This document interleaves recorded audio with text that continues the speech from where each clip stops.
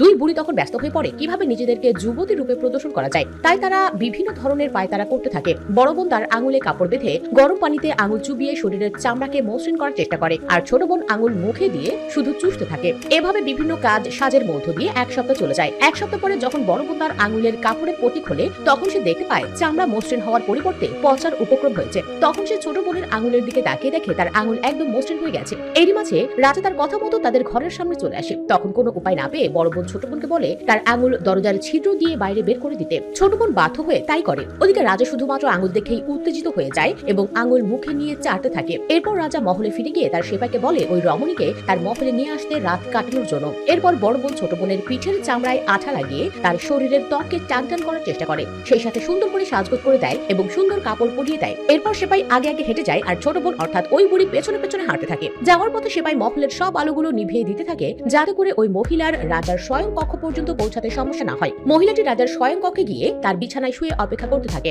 আর এদিকে রাজাও অন্ধকারের মধ্যে কিছু না দেখে মহিলাটির সাথে রোমান্স করতে শুরু করে দেয়। কিন্তু সে যখন সকালে উঠে ওই বুড়ির চেহারার দিকে তাকায়, তখন সে দেখতে পায় যে সে কোনো সুন্দরী রমণীর সাথে নয়, একজন বৃদ্ধার সাথে রাত কাটিয়েছে। তখন রাজা রেগে গিয়ে হুকুম দেয় বুড়িকে তুলে মহল থেকে নিচে ফেলে দেওয়ার জন্য।